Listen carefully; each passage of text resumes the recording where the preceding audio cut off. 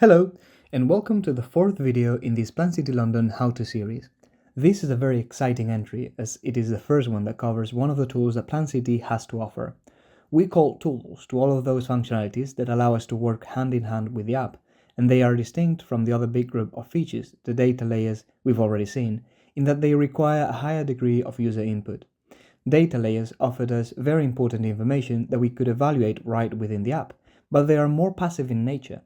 Tools, on the other hand, require a higher degree of interaction between you and Plan.City, so we'll be covering each of them individually in the following series of explanatory videos. The tool that we are going to cover in this one is the Import Models one. As its name implies, this tool allows us to bring external 3D assets into Plan.City with the intention to view them in context or conduct studies and perform analysis using one of the other functionalities we'll see in later videos. Two options are presented upon opening the panel.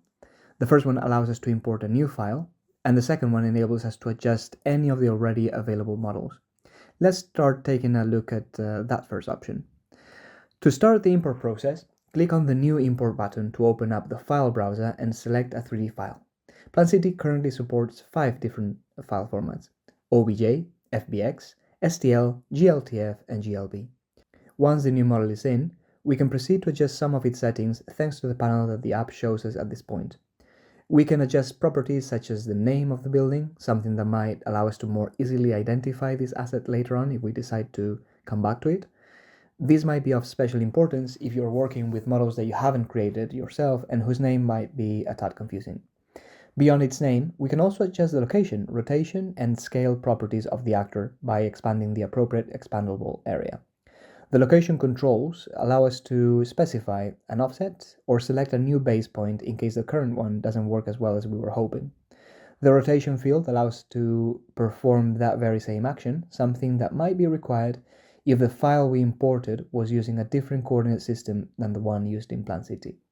For those very same cases, feel free to look at the scale field. If the original file units don't play well with the app, you might need to apply a scale factor to adjust the size of the model. On top of modifying the name or the different transform values, the app is also capable of importing several materials, which you can modify once the model gets imported. A list of them will become visible after clicking on the Materials button. Clicking on any of them will open a new panel, one where you can edit many of its properties, such as their color, their reflection values, or their metallic property. You can also apply other types of materials beyond the default ones, such as a translucent option, with more on their way in future updates. Beyond those 3 main sections, there is one final button located towards the bottom of the current panel called Go Near Model. As its name implies, clicking on it will move you towards the building, useful for those cases where we can't locate the model. Everything we've seen so far has covered importing a building, but what if we want to adjust it after the fact? The models that you import into the app will remain available after you finish the initial import process. To access them, we need to click on the Modify Existing button this time around. Doing so will take us to a new panel, one where we can see all of the different models that have been imported into the app thus far.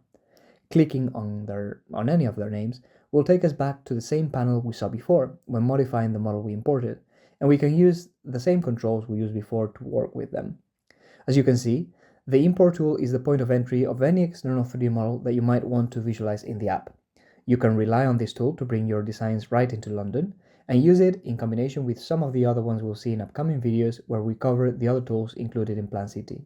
With that in mind, be sure to check them out.